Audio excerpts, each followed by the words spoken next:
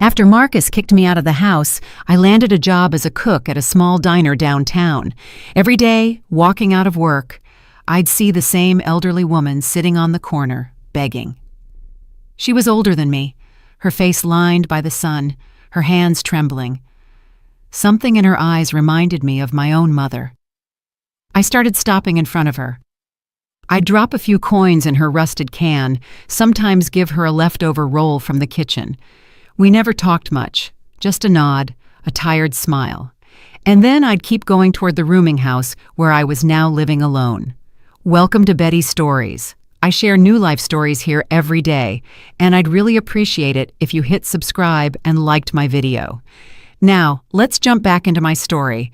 I'm sure you'll love it if you keep listening till the end. I was 69 years old when my son told me there was no longer a place for me in his house. He didn't raise his voice, there was no scene, he just looked at me from across the table and said it was time for me to find my own space, that he had his life, his plans, and that I needed to understand. Understand what? I wouldn't know until much later. I remember packing my things into an old duffel bag. Clothes, a few documents, a picture of Marcus when he was small. Nothing else. I didn't have much. I'd spent my entire life taking care of that house, that son, that family that was now shutting the door on me with a cold courtesy that hurt worse than any insult. I didn't cry in front of him. I wouldn't give him the satisfaction. I walked out with my head high, even though inside I felt something shatter. It was like walking barefoot on glass, but refusing to let anyone see the pain. The rooming house where I found a room was small and dim. The walls had damp stains, and the mattress creaked every time I moved. But it was what I could afford with what little retirement money I had left. Marcus hadn't given me a dime. He didn't even offer to help with the first month's rent. I spent the first few nights awake, staring at the ceiling, wondering when everything had gone wrong. I'd been a good mother. I'd given him everything. I'd worked until my body couldn't take any more. I'd given up my dreams, my desires, so he could have what I never did. And now I was here, alone, old, invisible. But I couldn't just sit still. I couldn't afford the luxury of sinking into sadness. I needed money. I needed to eat. So I went out looking for work. I knocked on many doors. At some, they wouldn't even let me finish talking. "We don't hire people your age anymore," they'd say with an awkward smile. At others, they'd look me up and down and shake their heads before I even gave my name, until I got to Mr. Johnson's place. It was a modest local diner with wooden tables and checkered tablecloths. It smelled of fried onions and fresh coffee. Mr. Johnson was a man in his 50s with gray hair and big, calloused hands. He looked at me in silence when I told him I was looking for a job. "Can you cook?" he asked. "I've cooked all my life," I replied. He nodded. "Start tomorrow, 6 in the morning. Don't be late." There was no contract, no paperwork, just a handshake and the promise of a weekly paycheck. It wasn't much, but it was enough to pay for the room and buy some food. That night, I slept a little better. I had a purpose. I had something to do. The work at the diner was hard. I spent hours standing, peeling potatoes, chopping vegetables, stirring huge pots. My hands filled with small burns. My feet swelled at the end of the day, but I didn't complain. I couldn't afford to. The other employees were young. They looked at me with curiosity at first, then with indifference. I didn't talk much. I just did my job and left. I wasn't looking for friends. I wasn't looking for pity. It was one of those afternoons leaving the diner that I first saw her. She was sitting on the corner near the bus stop. Her white hair was messy and unkempt, her clothes dirty and torn. In front of her was a rusted can with a few coins. I passed her by the first time, not because I didn't want to help, but because I barely had anything myself. But something made me turn back. Maybe it was her gaze. Maybe it was the memory of my own mother, who had also aged in silence, always waiting for someone to see her. The next day, I stopped in front of her.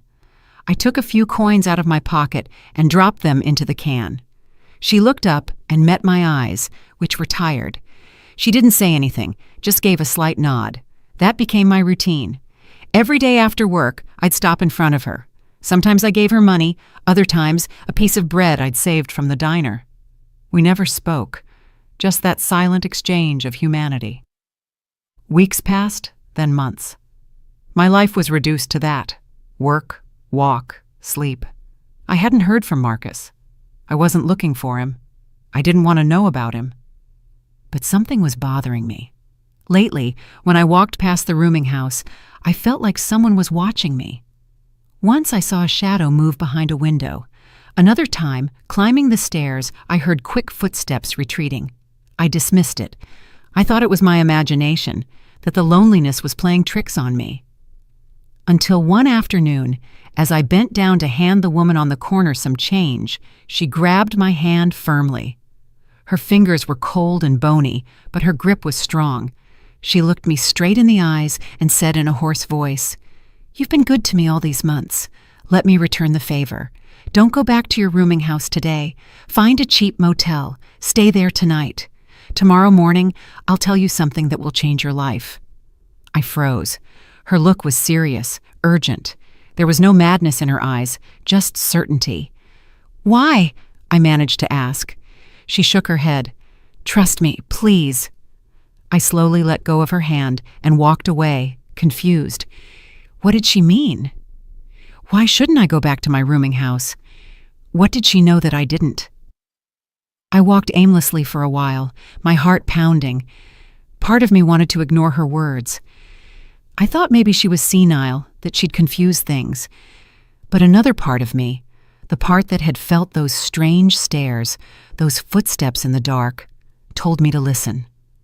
I decided to take her advice. I found a cheap motel near downtown. I paid with the little I had saved and went up to a tiny room with a hard bed and a window that faced an alley. I sat on the edge of the bed and looked at my hands. They were wrinkled, stained, tired. My whole life I'd worked with these hands. I'd cooked, cleaned, cared for others. And now I was here, in a strange motel, following the advice of a woman who lived on the street. I didn't sleep that night. I stayed awake, staring at the ceiling, waiting for morning to find out what that woman had to tell me. The dawn came slowly, filtering through the dirty motel window. I hadn't slept. Every noise in the hallway startled me. Every passing car made me think of the absurdity of my situation.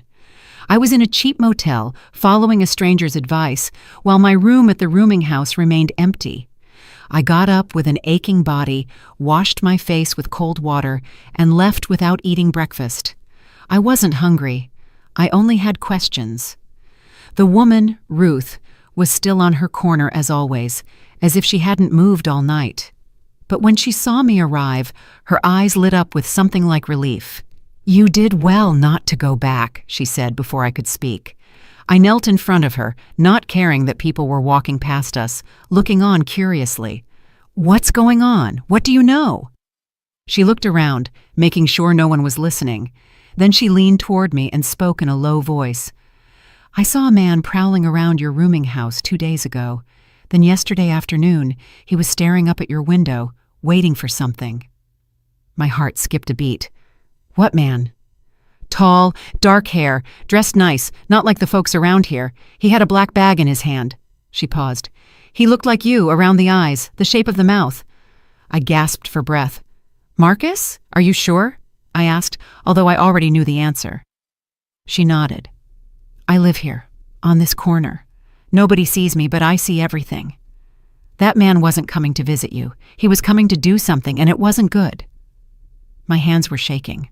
I wanted to say she was wrong, that Marcus would never do such a thing, but the words wouldn't come out, because deep down, a part of me already knew. I had felt his coldness. I had seen his indifference. And now, this. "Thank you," I managed to say. "Thank you for warning me." She touched my arm gently. "You fed me when no one else would. It was the least I could do." I walked away from her, stunned. My legs barely held me up. I walked aimlessly for a while, trying to process what I had just heard. Marcus had been at the rooming house looking for me, waiting for me. Why? I walked past the diner, but I didn't go in. I couldn't work in this state. Mr. Johnson would see my face and know something was wrong. I needed to think. I needed to understand. I went to a nearby city park and sat on a bench. Pigeons pecked at the ground, and children played in the distance. Everything seemed so normal, so detached from what I was feeling. I thought about Marcus, about the child he had been. I remembered when he was 5 years old and got a high fever. I spent 3 nights awake taking care of him, putting cold rags on his forehead, praying for his recovery. I remembered his first communion, his graduation, the day he told me he was getting married. When had that child turned into this? I took my old phone out of my pocket. I had a few unread messages. One was from the rooming house landlady. I opened it with trembling hands. "Evelyn, I need to talk to you urgently. Call me." I dialed her number, my heart racing. She answered on the second ring. "Evelyn, thank God! Where are you?" Her voice sounded frantic. "In a park. What's wrong?" There was a silence, then a sigh. "There was a problem at the rooming house last night. In your room." My blood ran cold. "What kind of problem?" "There was a gas leak in your room specifically. If you had been there—" She didn't finish the sentence. The world stopped. A gas leak in my room the very night Ruth had told me not to go back. "How did it happen?" I asked in a voice I barely recognized as my own. "I don't know. The technician came this morning. He said the water heater valve was opened. But I don't understand. You were always so careful with those things." "I didn't open that valve," I said. "I haven't used the heater in weeks." Another silence. "Then someone else did." I hung up. My hands wouldn't stop shaking. Someone had entered my room, opened the gas valve, tried to kill me. And that someone was Marcus. I went back to the corner where Ruth was. She looked at me sadly, as if she already knew what I had just discovered. "I'm sorry," she said. I simply sat on the ground next to her, not caring about the dirt. "My son tried to kill me." The words sounded unreal even as I said them, but they were true as the sun beating down on our skin at that moment. "I've seen them before," she said softly. "Children who get tired of waiting, who want what their parents have. It's more common than you think." "But I don't have anything," I said bitterly. "Just a small property my husband left me. A plot of land that's only worth a few $1,000s. "For that? For so little?" She looked at me with wise eyes. "For some, any amount is enough, especially if they have debts, if they have vices, if they have needs they can't control." I remembered the calls then, the ones Marcus received that made him nervous, the quiet conversations, the times I asked to borrow something and he refused, saying he was tight on money. I always thought it was normal, that everyone goes through bad patches, but now everything made sense. Marcus needed money, and I was the only thing standing between him and that plot of land my husband had left me. "What do I do now, Balavi?" I asked, not to her specifically, but to the air, to the sky, to anyone who wanted to answer. "You go to the police," she said firmly, "and you tell them everything, because if you don't, he'll try again. And next time you might not have a crazy old woman to warn you." She was right, I knew it, but going to the police meant admitting my son wanted me dead. It meant putting into words what I could barely accept in my mind. I spent the rest of the day walking through the city. I didn't go to work. I didn't call Mr. Johnson to explain. I just walked, trying to find the courage to do what I had to do. As evening fell, I went back to the cheap motel. I paid for another night with the little I had left. I locked myself in the room and finally cried. I cried for the son I had lost, for the life I had built that was now crumbling, for myself, and for the naivete of believing that a mother's love was enough to protect me from everything. When the tears ran out, I washed my face and looked in the mirror. My eyes were swollen, my pale skin looked older than it was, but there was something new in me, something hard, something that wasn't there before. Determination. I wasn't going to let Marcus win. I wasn't going to die in silence so he could cash in on a piece of land he didn't even need. If he wanted to kill me, he'd have to face me first. The next morning, I found the nearest police precinct. It was an old building with peeling paint. I walked in with a firm step, though I was trembling inside. A young officer greeted me at the counter. "How can I help you, ma'am?" I took a deep breath. "I'm here to report attempted murder." He looked up, surprised. "Can you give me more details?" "My son tried to kill me," I said, and for the first time since I'd known it, my voice didn't shake when I said it. They sat me in a small room. Another older officer with an immaculate uniform and a serious gaze came in. He introduced himself as Sergeant O'Neill. "Tell me everything from the beginning," he said, opening a notebook. And I told him. I told him about being kicked out of my house, about the job at the diner, about the woman on the corner and her warning, about the gas leak, about Marcus prowling the rooming house. The sergeant took notes without interrupting. When I finished, he looked at me with an expression I couldn't decipher. "Do you have proof of any of this?" he asked. "The landlady, can she confirm the gas incident? And the woman who warned you, does she have a name, an address?" I realized I didn't even know her name. "She lives on the street, on the corner of Central Avenue." The sergeant closed his notebook. "Ms. Hayes, I'm going to be honest with you. Without concrete proof, this is difficult to investigate.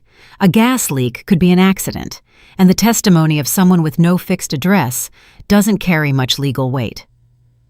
I felt myself sinking. "So you're not going to do anything?" "I didn't say that. I'm going to open an investigation. I'm going to talk to the landlady. I'm going to check if there are cameras in the area, but I need you to be prepared for this to take time." I nodded, even though inside I felt like I was drowning.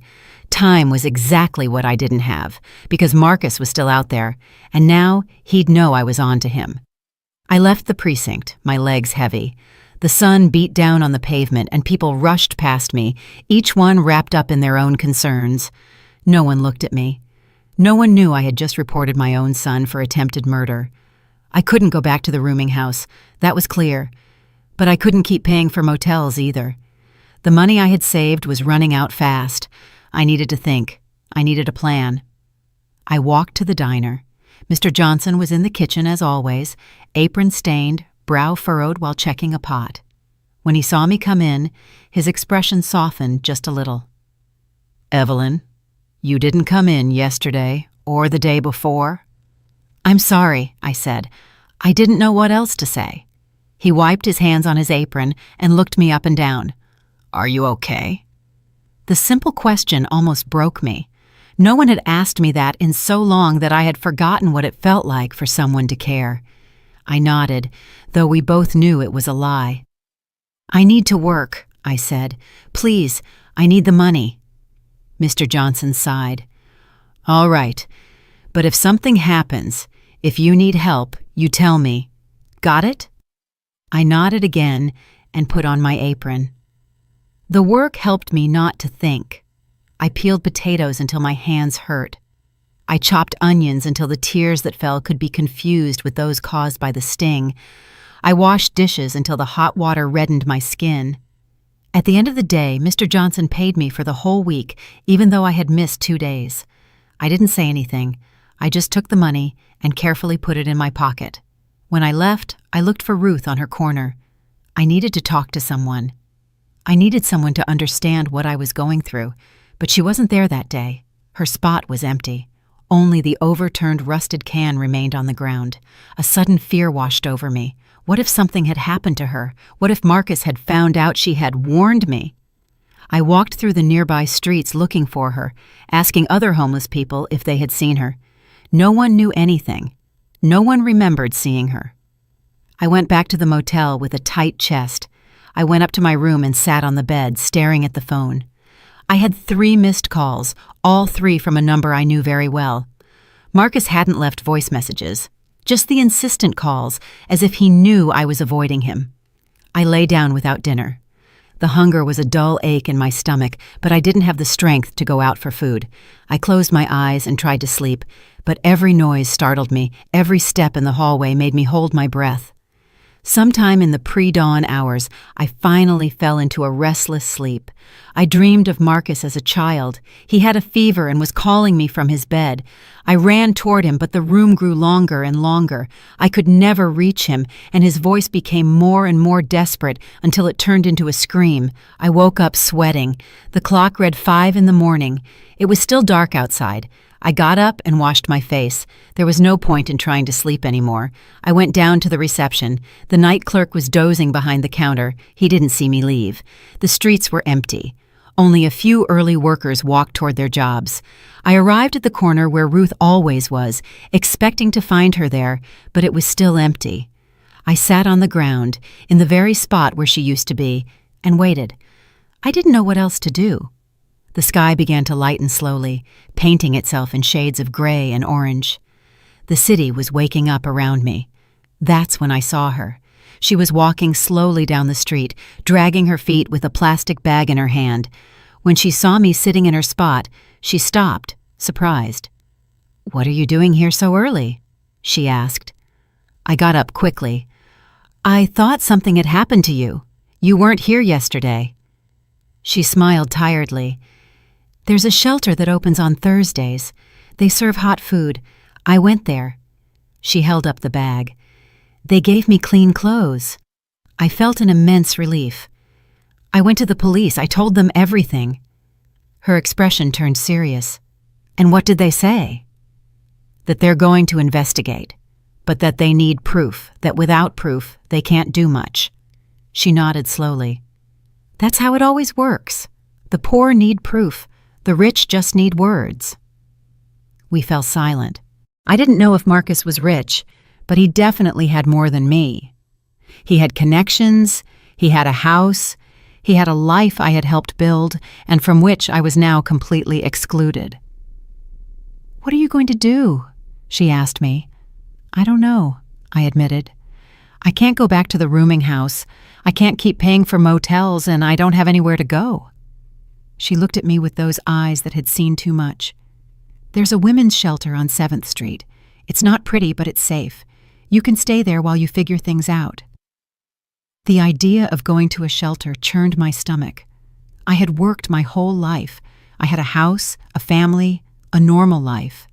And now I was considering going to a shelter, as if I were just another homeless person. But that was exactly what I was now, a woman without a home. A woman whose own son wanted her dead. "Thank you," I said. "I'll think about it." I went straight to the diner from there. Mr. Johnson was already prepping the day's ingredients. He saw me come in and didn't say anything, just pointed toward the aprons. I worked all morning in silence, grateful for the distraction. During my midday break, I went out for air. I sat in the alley behind the diner, where empty vegetable crates were stacked. I took out my phone and stared at Marcus's missed calls. Part of me wanted to answer, wanted to confront him, ask him why, ask him how he had gotten to this point. But another part of me knew that would only put him on alert. If he suspected I knew something, he might act faster, he might be more careful. The phone rang in my hand. It was him again. This time, before I could think too much, I answered. "Mom." His voice sounded relieved. "You finally answered. I've been worried." The lie was so blatant it almost made me laugh. Worried. "Yes, I've been calling you. Where are you? Why aren't you at the rooming house?" So he already knew. He had probably gone looking for me, and the landlady had told him I hadn't slept there. "I'm staying with a friend," I lied. "I needed a change of scenery." There was a pause. "What friend? I thought you didn't know anyone around here." "I met people at work," I said, keeping my voice steady. "Why all the interest, Marcus? I thought you didn't want anything to do with me anymore." "That's not true, Mom. I just wanted you to have your space. But you're still my mother. I worry about you." The words were right, but the tone was empty. It was like listening to an actor reading a badly written script. "I have to hang up," I said. "I'm working." "Wait. I need to talk to you about something, about your father's land deed papers. There are some documents I need you to sign. It's to renew the property taxes. Can you come home this weekend?" There it was. The real reason for his call, the papers, the land, the inheritance that was worth more than my life. "I can't this weekend," I said. "I'm busy." "It's important, Mom. If we don't renew the taxes, we could lose the property." "Then lose it," I said before hanging up. My hands were shaking. My heart was pounding so hard I could feel it in my temples. I had been more direct than I intended. Now he would know something was wrong. I went back inside. Mr. Johnson looked at me, concerned, but didn't ask anything. I finished my shift on autopilot, my mind elsewhere. When I left, I looked up the address Ruth had given me. The shelter was in a gray, 2-story building. There was a line of women waiting outside, some with children, others alone, like me. I stood at the end of the line. A social worker with a clipboard was taking names. When my turn came, she looked at me with professional weariness. "Name and age. Evelyn Hayes, 69. She wrote without looking up. "Situation? Domestic violence?" I hesitated. Did this count as domestic violence? "My son kicked me out of the house." She looked up for the first time. Something in my face must have told her there was more to the story. "You can come in. There's a bed available tonight." They gave me a clean sheet and showed me a large room with bunk beds. There were other women there, some young, others my age, all with the same lost look, all trying to understand how they had ended up there. I put my few belongings under the bed assigned to me and sat on the thin mattress. This was my life now. A shelter, a borrowed bed, no place to call home. But at least I was alive. And as long as I was alive, I could fight. I spent 5 nights at the shelter, 5 nights listening to babies cry, to the whispered conversations of women who couldn't sleep, to the creaking of the bunks every time someone moved. The place smelled of cheap detergent and accumulated desperation. During the day, I worked at the diner. Mr. Johnson had noticed my tiredness, but he didn't ask. I was grateful for his silence. I didn't have the strength to explain how a 69-year-old woman had ended up sleeping in a homeless shelter. On the 6th day, when I arrived at work, Mr. Johnson was waiting for me at the back door. He had a frown and his arms were crossed. "I need to talk to you," he said. My heart jumped. He was going to fire me. I couldn't lose this job. It was the only stable thing I had. "Come with me," he said, and led me to his small office at the back of the diner. It was a narrow room with an old desk and walls covered in tacked-up receipts. He sat down and gestured to the other chair. "Sit down." I obeyed, my hands clasped in my lap. "A woman came in yesterday asking for you," he said. "Young, well-dressed, said she was your daughter-in-law." My blood froze. What did she want? "She asked where you lived. Said your son was worried because you weren't answering the phone, that they wanted to make sure you were okay." "What did you tell her?" "That I didn't know, that you just come to work and leave." He looked me straight in the eyes. "Evelyn, are you in trouble?" The words caught in my throat. I wanted to say no, that everything was fine, but my face betrayed me. Mr. Johnson sighed. "I don't know what's going on, and I'm not going to force you to tell me, but that woman didn't look worried. She looked like she was hunting." He was right. Marcus was looking for me, and now he was using his wife to track me down. "Thank you for not telling her anything," I managed to say. "Be careful," Mr. Johnson said. "And if you need anything, even if it's just someone to know where you are in case something happens, you tell me." I nodded and left the office, my legs trembling. I worked the rest of the day constantly watching the door, expecting to see Marcus's wife appear at any moment. That afternoon, when I left the diner, I went straight to the corner where Ruth always was. I needed to talk to someone. I needed to vent before I exploded. She was there, sitting in her usual spot, with the can in front of her. When she saw me arrive, my face distraught, she made space for me beside her. "Tell me," she said simply. I told her about Marcus's call, about his wife's visit to the diner, about how trapped I felt, not knowing what to do. She listened in silence, nodding occasionally. When I finished, she was thoughtful. "You know what surprises me the most about all this?" she finally said. "That he thinks you're stupid. He thinks you won't notice, that you can be easily manipulated." She was right. Marcus had always treated me that way, as if I were naive, as if I didn't understand how the world worked. "Use that to your advantage," she continued. "Let him think he's in control. In the meantime, you prepare your defense." "What defense? I have nothing, not even proof of what he did." She looked at me with that wisdom that only comes from living on the street. "The proof is out there. You just have to know where to look. Your landlady can testify about the gas. The technician who checked the installation has a report. And I saw your son that night. The officer said your testimony doesn't count for much because you don't have a fixed address," I said bitterly. "Then we have to give me one," she said with a sad smile, "or get something else that makes me credible." I didn't understand what she meant until 2 days later. It was Friday morning. I arrived at the diner early as always, but when I walked in the back door, I found Mr. Johnson talking to a man in a uniform. It wasn't a regular police officer, it was Sergeant O'Neill. My first instinct was to run, but Mr. Johnson saw me and motioned for me to approach. "Ms. Hayes," the sergeant said, "I need to talk to you." Panic tightened my chest. "Did something happen?" "Yes and no. Can we speak privately?" Mr. Johnson lent us his office. The sergeant closed the door and pulled out a manila folder. "I've been investigating your case," he said, "and I found some interesting things." He opened the folder and showed me some papers. They were bank statements. It took me a moment to realize they were Marcus's. "How did you get these?" I asked. "I have my methods," he said vaguely. "Look here, your son has considerable debts. Unpaid loans, credit cards maxed out, and 3 months ago, he took out a loan using the land your husband left you as collateral." I couldn't breathe. "He can do that? The land is in my name." "Not if he forged your signature, and that's exactly what I believe happened." He showed me another paper.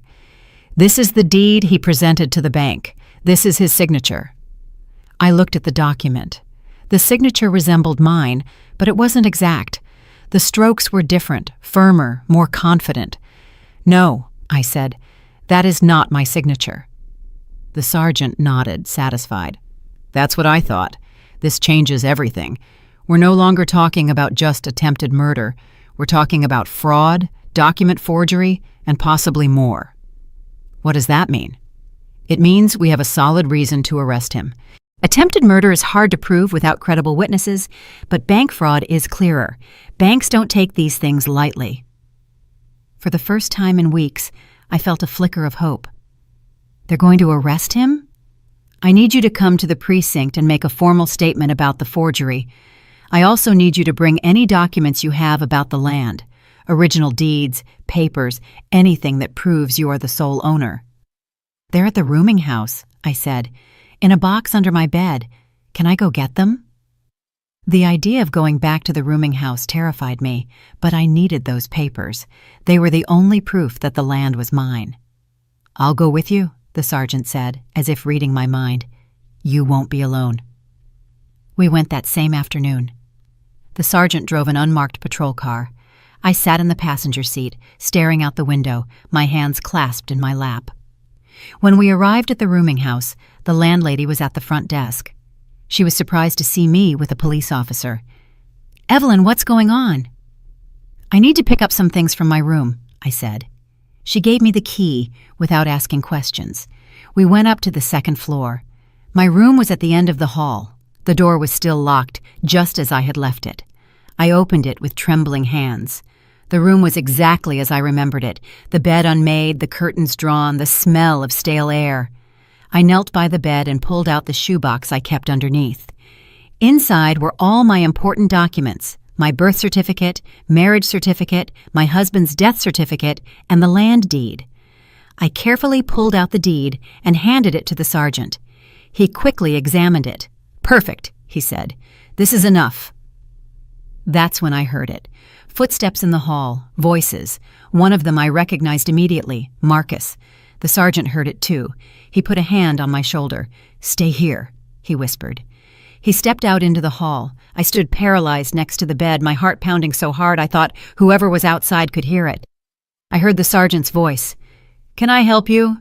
"Who are you?" Marcus replied. "What are you doing in my mother's room?" "I'm Sergeant O'Neill. And you are?" "Marcus Hayes. This is my mother." "Where is she?" "I'm right here," I said, stepping into the hallway. I don't know where I found the courage, but suddenly I felt tired of hiding.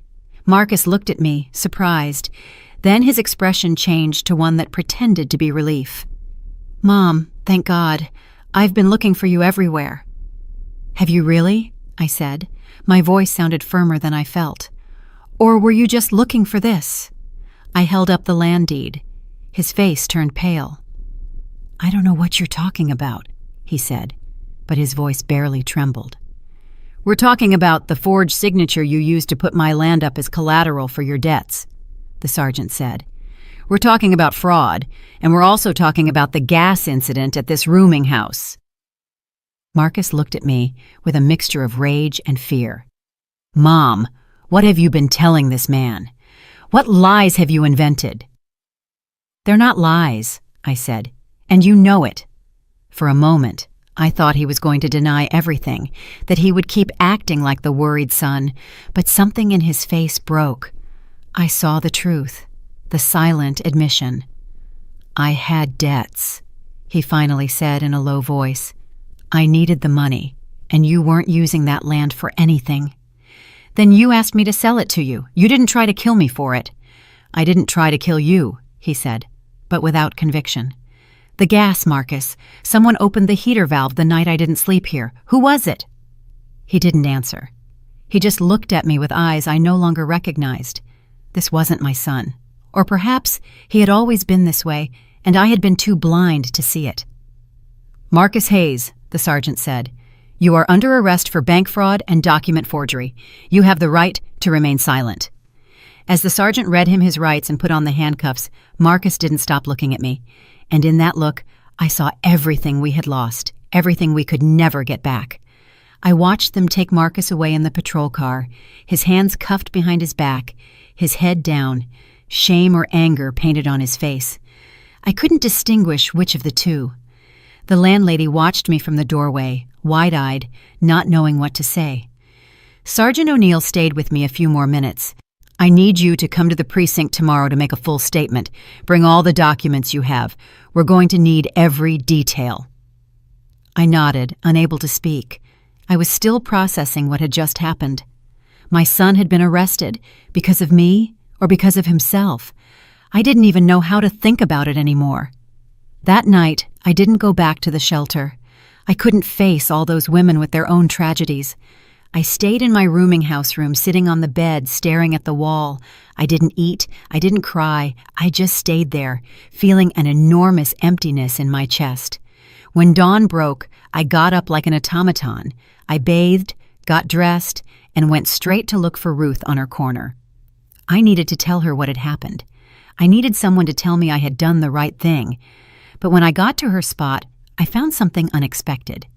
She was there, but she wasn't alone.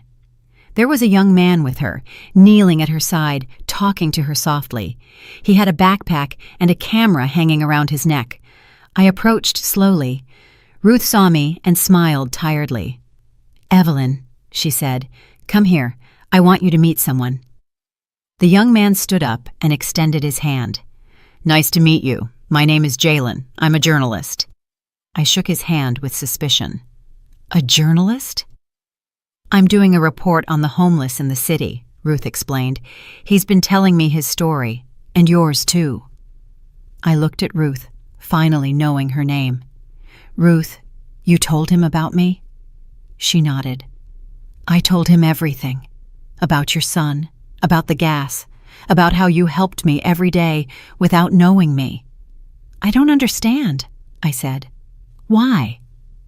Jalen took out a notebook. "Because stories like yours need to be told. People think that people on the street are invisible, that they don't see anything, that they don't matter. But Ruth saw what was happening, and her testimony can be crucial to your case." The officer said her testimony didn't carry weight because she doesn't have a fixed address, I said bitterly. That's why I'm here, Jalen said. If I can document her story, if I can show that Ruth is a real person with a clear mind who witnessed a crime, her testimony gains value. Plus, media exposure might pressure the authorities to take the case more seriously. I didn't know what to think. Part of me wanted to keep all this private, away from the public eye. But another part of me knew Jalen was right. Marcus had resources, contacts. I only had the truth. What do you need from me? I asked. Your story, in your own words, and your permission to publish it. We spent the next hour sitting on a nearby park bench. I told him everything from the beginning, how Marcus had kicked me out of the house, how I had gotten the job, how I had met Ruth, the warning, the gas, the arrest. Jalen took notes quickly, stopping occasionally to ask specific questions. Ruth sat beside me, nodding when I mentioned moments when she had been present. And the proof of the fraud? Jalen asked. Did you present it? I'm going to the precinct today. The sergeant has the documents. I can go with you. I'd like to document that process. I hesitated but finally nodded. If this was going to go public anyway, it might as well be with the whole truth. The three of us went to the precinct together. Sergeant O'Neill was surprised to see the journalist, but he didn't kick him out.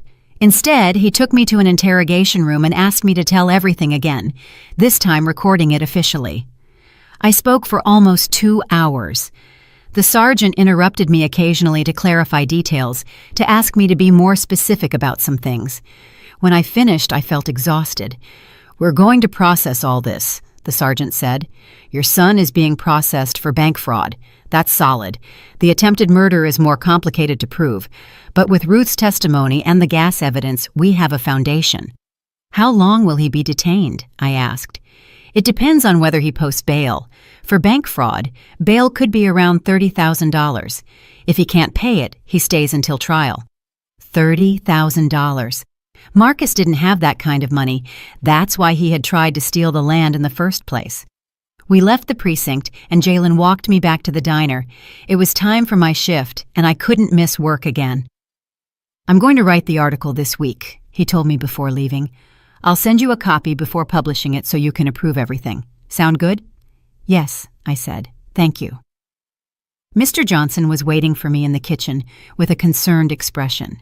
There were more customers than usual, and he needed urgent help. I put on my apron and submerged myself in the work, grateful for the distraction. But mid-afternoon, everything changed. A woman came in whom I recognized immediately. It was Marcus's wife. She looked distraught, her makeup running, her eyes red from crying. She saw me behind the counter and came straight toward me. "You," she said in a trembling voice, "how could you do this to your own son?" Everyone in the diner fell silent. Mr. Johnson came out of the kitchen when he heard the commotion. "I didn't do anything to him," I said calmly. Although I was shaking inside, he did it to himself. "You put him in jail for a stupid piece of property that wasn't even worth anything." "He forged my signature," I said. "He tried to steal the only thing I had left from my husband, and when that didn't work, he tried to kill me." She shook her head violently. "That's a lie. Marcus would never do anything like that.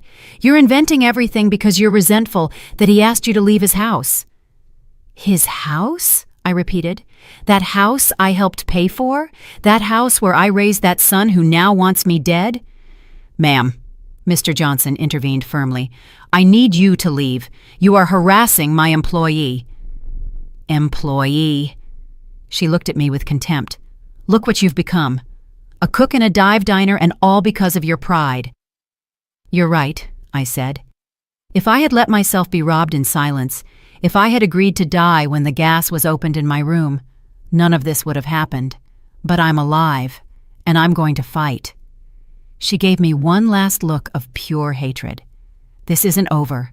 Marcus has lawyers. He's getting out, and when he gets out, you're going to regret this." "Is that a threat?" Mr. Johnson asked, pulling out his phone. "Because I can call the police right now." The woman gave me one last furious look before storming out of the diner. The silence hung heavy in the air. The customers slowly returned to their conversations. I stood behind the counter, my legs barely holding me up. Mr. Johnson put a hand on my shoulder. "Take the rest of the day off." "No," I said. "I need to work. I need to stay busy." He nodded, understanding, and went back to the kitchen. I kept working, but my hands trembled every time I had to carry a plate. That night, when I returned to the rooming house, I found an envelope slipped under my door. I picked it up, my heart racing. Inside was a handwritten note in crude letters. "Drop the charges or you'll regret it. This is your final warning." It wasn't signed, but it didn't need to be. I knew where it came from. I didn't sleep that night. I sat on the bed with the light on, staring at the door, expecting someone to try to come in. I had put a chair under the doorknob, but I knew that wouldn't stop anyone if they really wanted in.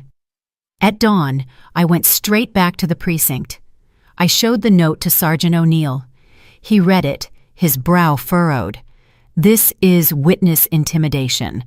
I'm going to add this to the file." "Can't you do something more?" I asked. "Can't you protect me? I can put more frequent patrols near your rooming house, and I recommend you don't go out alone at night. Do you have any safer place to stay?" I thought of the shelter. I thought of asking Mr. Johnson for help. But finally I shook my head. I didn't want to keep running. "I'm going to be fine," I lied. But that afternoon, when Ruth saw me arrive at her corner, she immediately knew something was wrong. "What happened?" she asked. I showed her the note. She read it in silence and then looked at me with determination. "You have to let Jalen publish the article. Don't wait any longer. The more people know what's happening, the safer you'll be." "You think so?" "I know how these things work. Criminals act in the shadows. But when the lights are on them, they hide. If your story comes out in the newspaper, if people know who you are and what they're doing to you, they'll think twice before touching you." It made sense. I called Jalen from Ruth's phone. He answered on the second ring. "Publish the article," I told him without preamble, "as soon as possible." "Are you sure? I haven't even sent you the final version for approval yet." "I'm sure. Just make sure you tell the truth." "I always do," he said. "It will be in the morning edition tomorrow and the digital version tonight." I hung up and handed the phone back to Ruth. She squeezed my hand. "You did the right thing," she said. "Now let the truth do its job." The article was published at 6 in the morning. Jalen sent me the link via text message. I read it sitting on the edge of my bed, my hands shaking as I held the phone. The headline read, "Elderly mother claims son tried to murder her for inheritance. Homeless woman saved her." There were photos, one of Ruth on her corner, one of the rooming house where I lived, and one of me, taken the day we went to the precinct. I looked older than I remembered, more tired, but there was something in my eyes I hadn't seen in a long time, determination. The article told everything: my expulsion from home, the job at the diner, how I had helped Ruth, the warning that saved my life, the gas, the document forgery, Marcus's arrest. Jalen had done a good job. He didn't exaggerate anything. He didn't paint me as a martyr or Marcus as a monster. He just told the facts, letting the story speak for itself. At the end of the article was a quote from me that I didn't even remember saying. "I don't want vengeance. I just want justice. And I want other mothers to know they are not alone if their own children betray them." I closed the phone and sat in silence. Now the whole world knew my story. There was no going back. When I arrived at the diner, Mr. Johnson had already read the article. He looked at me with a mixture of compassion and respect. "I'm sorry," he said. "I didn't know things had gotten so bad." "No one knew," I replied. "Not even I wanted to admit it." Throughout the morning, customers at the diner looked at me differently. Some with pity, others with curiosity, a few with admiration. An elderly woman approached me at the end of her meal. "I read your story," she said in a low voice. "My son did something similar to me. I never had the courage to report him. But you did. Thank you for that." She left before I could respond, leaving me with a lump in my throat. Mid-afternoon, I received a call from an unknown number. I answered with caution. "Miss Hayes, I'm attorney Lisa Green. I'm a lawyer. I read your story in the paper, and I'd like to offer my services, pro bono." I was speechless. Why would you do that? Because cases like yours need visibility, because family abuse of elderly parents is more common than people think, and because no one should have to face this alone. I agreed to meet with her that same afternoon. Her office was in a modest building downtown. She was a woman in her 40s with her hair pulled back in a bun and an intelligent gaze. "We'll go over everything from the beginning," she said, opening a new folder. "I need every detail, every document, every piece of evidence you have."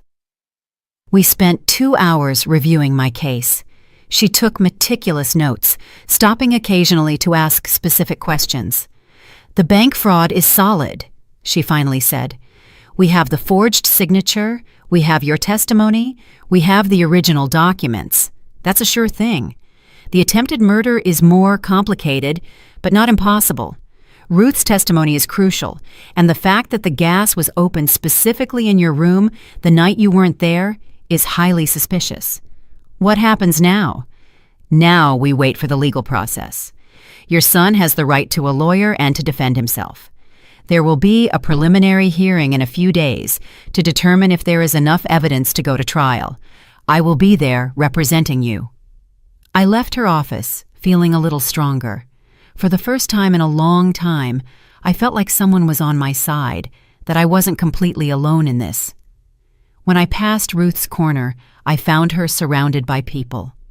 I approached, concerned, but then I saw that it wasn't anything bad. They were people who had read the article and wanted to help her. Someone had brought her food, another a new blanket. A woman was offering her a spot in a decent shelter. Ruth saw me and smiled. "Look what your story has done." "Our story," I corrected. That night, as I ate a piece of bread in my room, I received another call. This time, it was Sergeant O'Neill. "Ms. Hayes, I need to inform you that your son posted bail this morning." My heart skipped a beat. How? I thought he didn't have any money. Apparently, his wife borrowed from some relatives. He was released under strict conditions. He can't approach you, he can't leave the city, and he has to check in at the precinct every week. But he's free. For now, yes, until trial. I hung up, my hands trembling. Marcus was free, out there somewhere in the city, and although I had a restraining order, that was just a piece of paper. If he really wanted to hurt me, a piece of paper wouldn't stop him. I couldn't sleep that night. Every noise startled me. Every shadow that passed my window made me hold my breath. I put the chair under the doorknob again and left the light on. At 3 a.m, I heard footsteps in the hall. They stopped in front of my door. My heart pounded so loudly I thought whoever was outside could hear it. I waited. The seconds felt like hours. Then I heard the sound of something sliding under the door. I waited several minutes before daring to move. When I finally went to check, I found another envelope. I opened it with trembling hands. Inside was a photo. It was of me leaving the diner. Someone had been following me. Someone had been taking my picture. And on the photo, an X was drawn over my face in red marker. There was no message. None was needed. The threat was clear. At dawn, I went back to the precinct. Sergeant O'Neill saw the photo, and his expression hardened. "This is a violation of the restraining order. I'm going to send an officer to arrest him again." What if it wasn't him? What if it was someone else? Who else would want to threaten you? I thought of Marcus's wife, her furious words at the diner, her look of hatred. His wife came to the diner a few days ago. She threatened me. The sergeant noted that. "We'll investigate both of them. In the meantime, I recommend you find a safer place to stay. Do you have any family, any friends?" I shook my head. I had no one. Only Ruth, who lived on the street, and Mr. Johnson, who had already done enough for me. "The shelter, then," I said with resignation. But when I got to the shelter that afternoon, they told me there were no beds available. It was full. I could try again the next day, but they couldn't guarantee anything. I stood in the street with my bag in my hand. not knowing what to do. The sun was beginning to set. It would be night soon, and I had nowhere to sleep.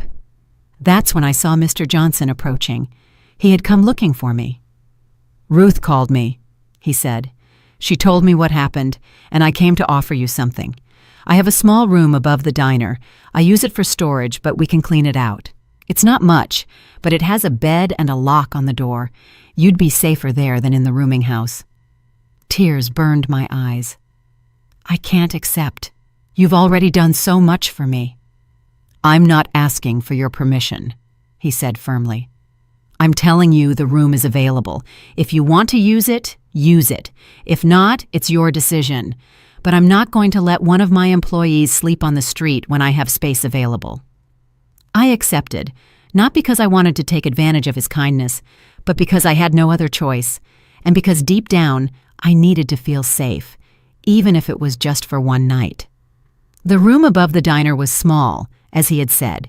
It had a twin bed, an old wardrobe, and a window that overlooked an alley. But the door had a strong deadbolt, and the walls were thick. Here, at least, I could hear if anyone tried to enter. Mr. Johnson helped me carry my few belongings up. "The bathroom is downstairs in the diner. You can use it whenever you want, and there's food in the kitchen. Don't go hungry." "Thank you." That was all I could say. Words weren't enough to express what I felt. That night, I slept better than I had in weeks. Not because the bed was comfortable or because the place was pretty, but because for the first time in a long time, I felt safe. The next morning, unexpected news arrived. Sergeant O'Neill had arrested Marcus's wife. They had found her near the rooming house the night before with a camera in her hand. She had been the one following me. She had taken the photo. "She says she just wanted to scare you," the sergeant explained to me over the phone. "That she wasn't going to really hurt you. But that doesn't matter. Witness intimidation is a serious offense. She'll be detained for a few days while we process the charges."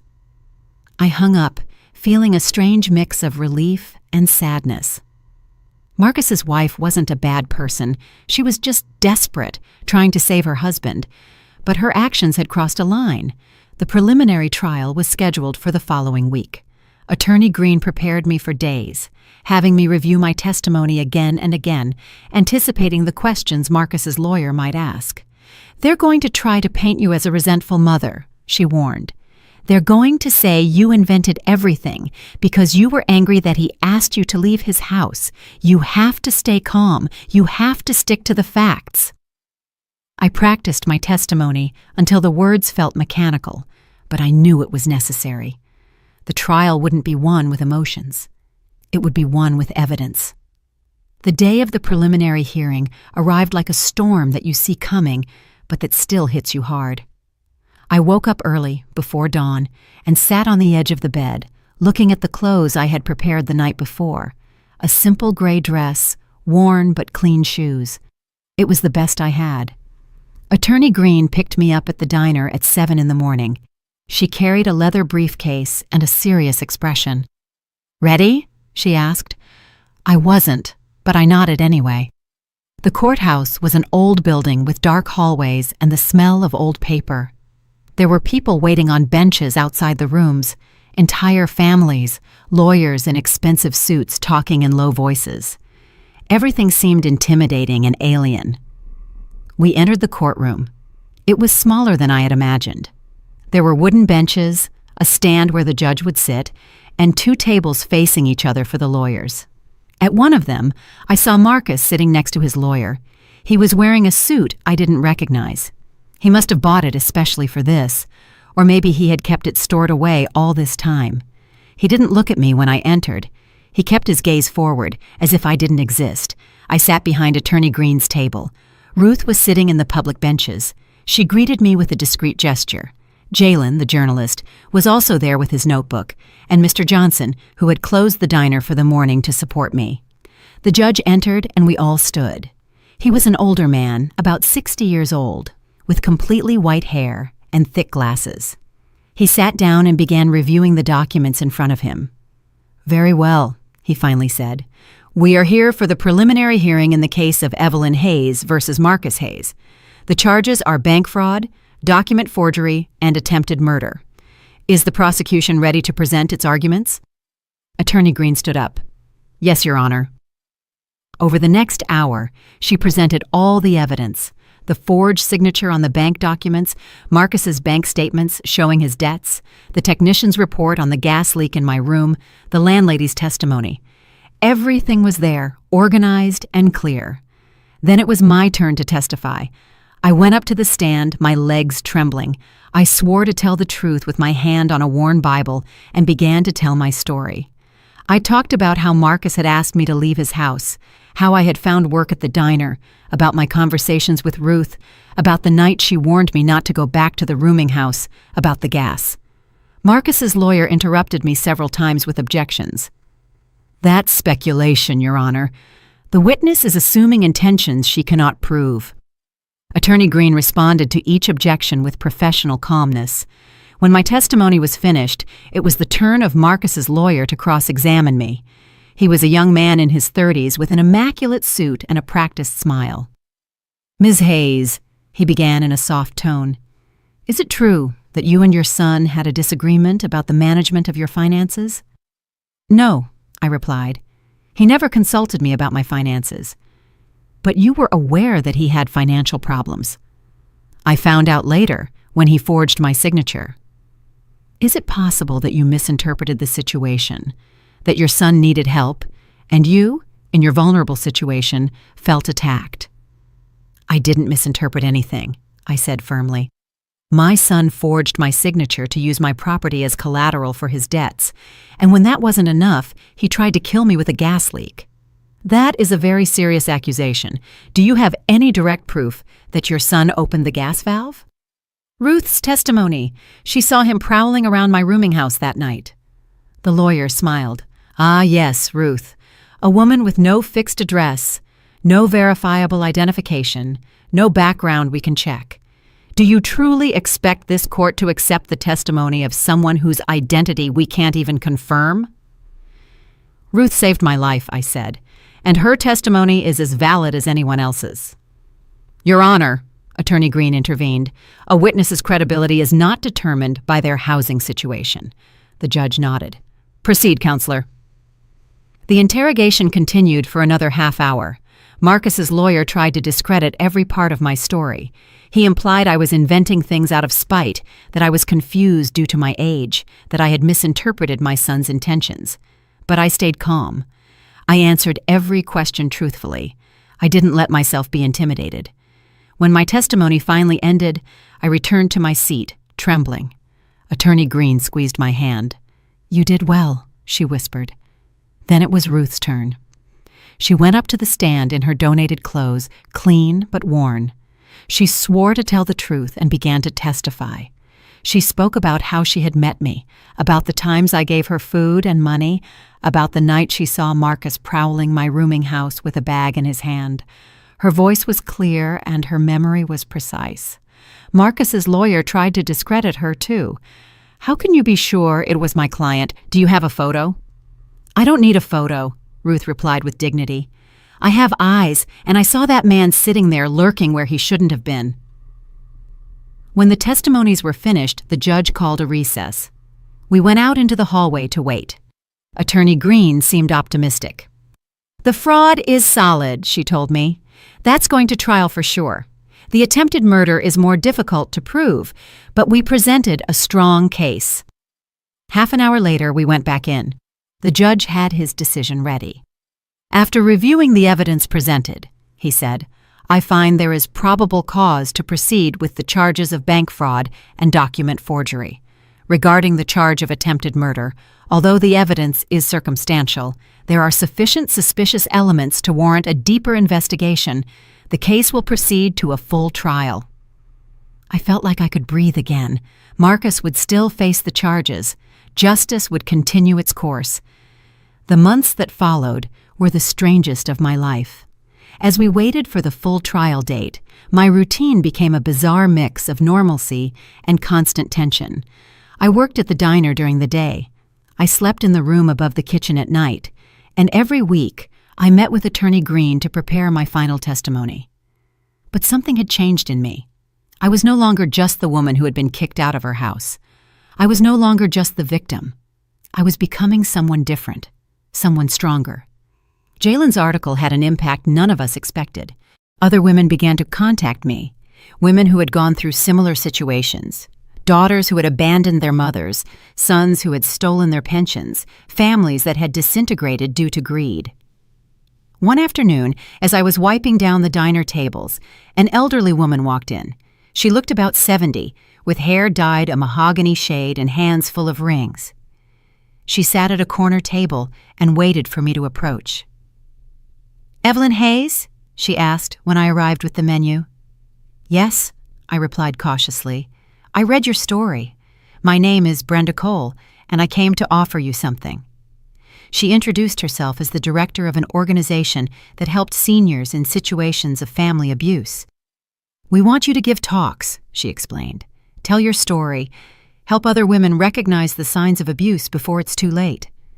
The idea overwhelmed me. I'm not good at public speaking. "You don't need to be good," Brenda said softly. "You just need to be honest. Your story has power. You can save lives." I agreed to think about it, and the more I thought about it, the more sense it made. If my suffering could be used to help others, then it hadn't been in vain. My first talk was at a small community center. There were about 20 women sitting in folding chairs, all over 60, all with stories written on their tired faces. My hands were shaking when I stood in front of them.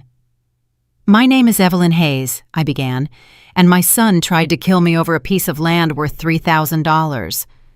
The silence in the room was absolute, and then I started talking. I told them everything. I didn't omit anything, the pain, the shame, the fear, but I also told them about the hope, about Ruth, about the people who had helped me when I needed it most. When I finished, several women had tears in their eyes.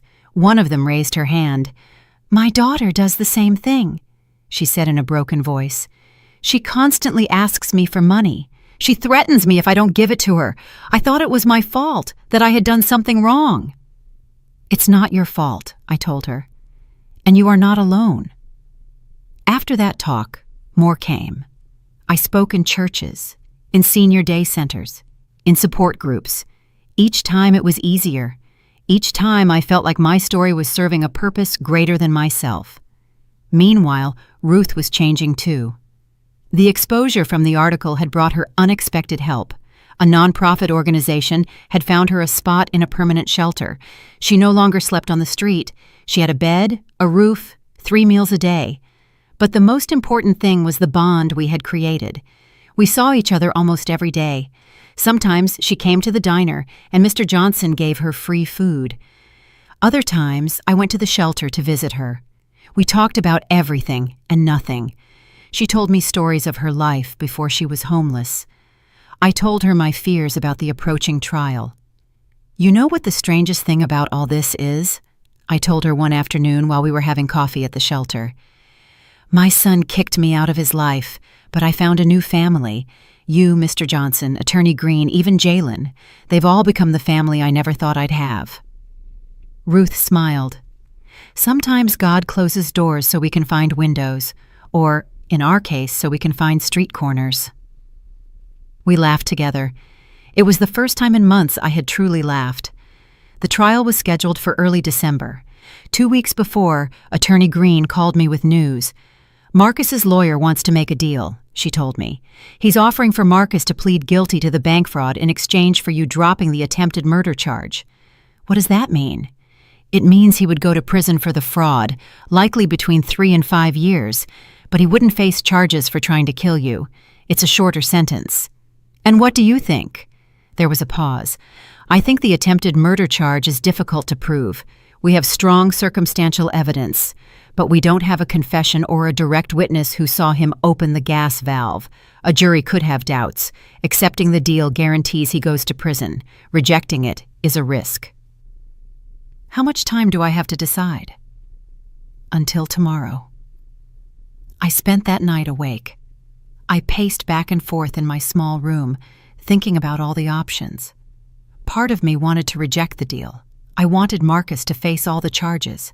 I wanted him to pay for trying to kill me. But another part of me was tired tired of fighting, tired of reliving the pain over and over. 3 years in prison was enough for him to understand the consequences of his actions. 5 years, even more so. The next morning, I called Attorney Green. I accept the deal, I told her, but with one condition. I want him to renounce all rights to the land, to sign legal documents ceding any future claim on my property, and I want a permanent restraining order. I don't want him to ever come near me again, even when he gets out of prison. I can arrange that, she said. Leave it to me. The deal was finalized 3 days later. Marcus pleaded guilty to bank fraud and document forgery. He signed the papers renouncing any rights to my property. The judge sentenced him to 4 years in prison, with no possibility of parole until he served at least 2 years. I didn't go to the sentencing hearing. I didn't want to see his face when he heard the verdict. Attorney Green went on my behalf and called me afterward with the news. "It's over," she told me. "You can move forward with your life now." But moving forward wasn't as simple as it sounded. The months that followed were about adjustment, healing, learning to live without the constant weight of fear. Mr. Johnson offered me a permanent job at the diner with a decent salary. "You're no longer just temporary help," he said. "You're part of this place, and I want you to stay." I accepted with gratitude. The diner had become my refuge, my home. I also began to rebuild my financial life. With Attorney Green's help, I managed to sell the land my husband had left me. It wasn't worth much, as Marcus had said, only $3,000, but it was enough to start over. I used part of the money to rent a small apartment, just one room, a tiny kitchen, and a bathroom. But it was mine. No one could kick me out of there. No one could tell me there was no room for me. With another part of the money, I helped Ruth. I bought her new clothes, shoes, a thick coat for the winter. I paid for the dental treatment she urgently needed. It wasn't charity, it was gratitude. She had saved my life. The least I could do was help her improve hers. "You didn't have to do this," she said when I handed her the bags of new things. "Yes, I did," I replied. "You gave me a second chance. Let me return the favor." The talks I gave at community centers began to multiply. Brenda Cole, the organization director, had officially brought me on as a volunteer. Now I traveled around the city giving lectures on family abuse toward seniors. Every time I told my story, I saw faces recognizing themselves in it. Women who nodded with tears in their eyes, men who admitted to having gone through similar situations. And always at the end, someone would approach to thank me. "Your story gave me the courage to report my son," a woman told me after one talk. "Thanks to you, my mother finally accepted that what was happening to her wasn't normal," another told me. Each thank you was a reminder that my suffering hadn't been useless, that something good had come out of all that pain. A year after Marcus's arrest, Jalen published a follow-up article. 1 year later, how Evelyn Hayes rebuilt her life after family betrayal. The article talked about my work at the diner, my talks, my friendship with Ruth, about how I had turned my tragedy into a mission. The response was overwhelming. I received letters from all over the country. Some were from women thanking me for giving them a voice. Others were from remorseful children who had read my story and realized the harm they were causing their own parents. One letter in particular made me cry. It was from a young woman who had been considering kicking her mother out of her house due to lack of space. After reading my story, she had decided to look for another solution. "I don't want to be like Evelyn's son," she wrote. "I don't want my mother to end up like that. Thank you for opening my eyes." I keep that letter in a drawer alongside others I received during the difficult days. When the memory of the pain is too strong, I pull them out and reread them. They remind me why I decided to go public with my story, why I decided to keep fighting. 2 years have passed since Marcus went to prison, 2 years in which my life has changed in ways I never imagined possible. I wake up every morning in my small apartment, brew coffee in my tiny kitchen, and look out the window at the city that almost destroyed me, but ultimately gave me a second chance. Mr. Johnson's Diner is still my daily refuge. I'm now the head cook. He says my food has a special flavor, that people come specifically for my stews. I don't know if it's true or just his way of making me feel valuable, but I like to believe him. Mr. Johnson has become more than a boss. He's the brother I never had, the friend who showed up when I needed him most. Sometimes on quiet afternoons, we sit in the kitchen drinking coffee, and he tells me stories of his youth. I tell him mine, and we laugh about how life has strange ways of putting the right people in your path just when you're about to give up. Ruth still lives at the shelter, but she no longer spends her days sitting on a corner. She now volunteers at a community kitchen. She helps serve food to other homeless people. She says it's her way of giving back what others gave her when she needed it most. We see each other at least 3 times a week. Sometimes I go to visit her at the shelter. Other times she comes to the diner, and we eat dinner together after I close. We talk about everything, our past lives, our fears, our dreams for the future. She is the sister I chose, the family I built with my own hands. Did you know that today marks exactly 2 years since I gave you that warning?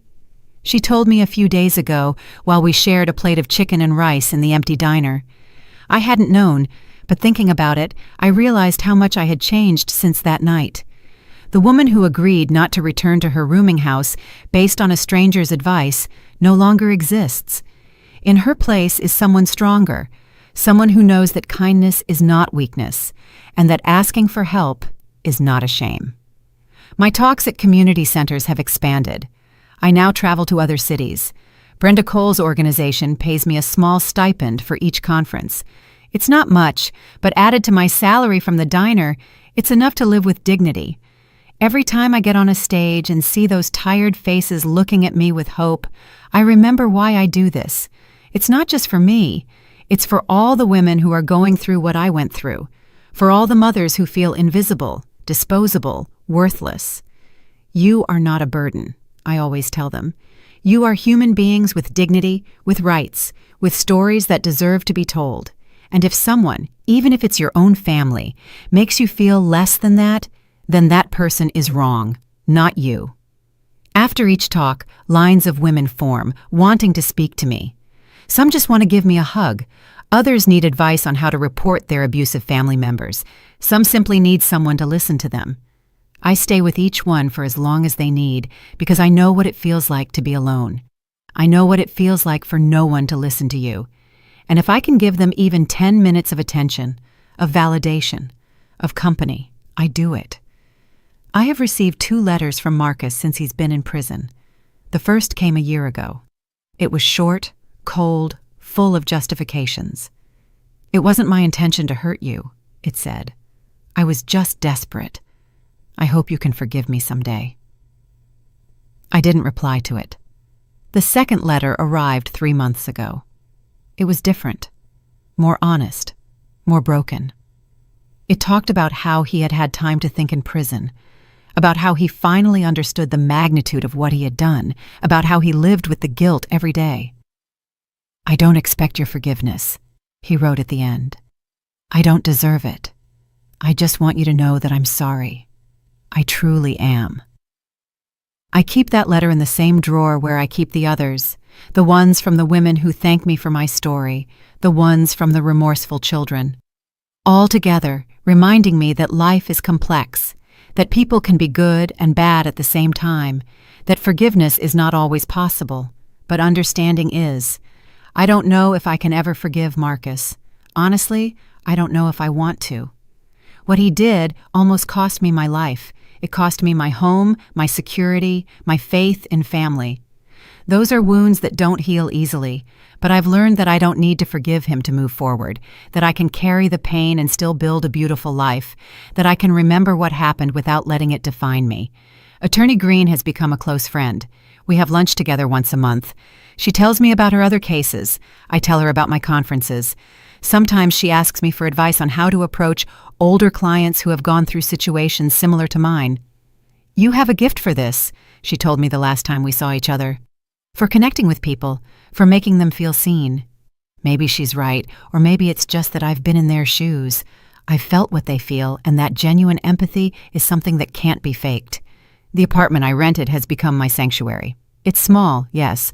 The walls are thin, and sometimes I hear the neighbors arguing, but it is mine. No one can kick me out. No one can tell me there's no room for me here.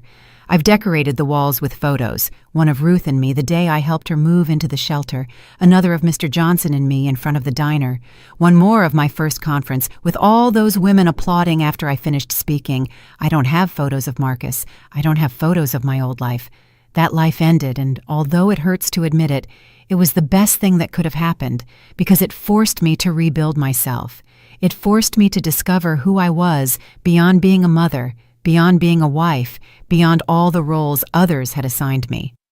I discovered that I am strong, that I am capable, that I can survive even when everything crumbles around me. A few weeks ago, Brenda Cole offered me a formal job at the organization. "We need someone like you," she told me. "Someone who has lived through this, someone who can lead our support program for victims of family abuse." I told her I would think about it. It's an incredible opportunity, but it also means leaving the diner, leaving the place that gave me refuge when I needed it most. I talked to Mr. Johnson about it. I expected him to be upset, to tell me I was abandoning him, but instead he smiled. "Evelyn," he said, "I gave you work because you needed it, but I always knew you were destined for something bigger. If this opportunity makes you happy, take it. You'll always have a place here if you decide to come back." His words made me cry because they confirmed something I had started to understand, that good people exist, that kindness is not a weakness, that helping others without expecting anything in return is what makes us human. I accepted the job. I start next month. I'm going to lead a team of social workers and volunteers who help seniors in situations of abuse. I'm going to design programs. I'm going to give training sessions. I'm going to continue giving conferences, but now as an official part of my job. It's terrifying and exciting at the same time. Yesterday, walking back to my apartment after work, I passed the corner where Ruth used to sit. No one is there anymore, but I stopped anyway.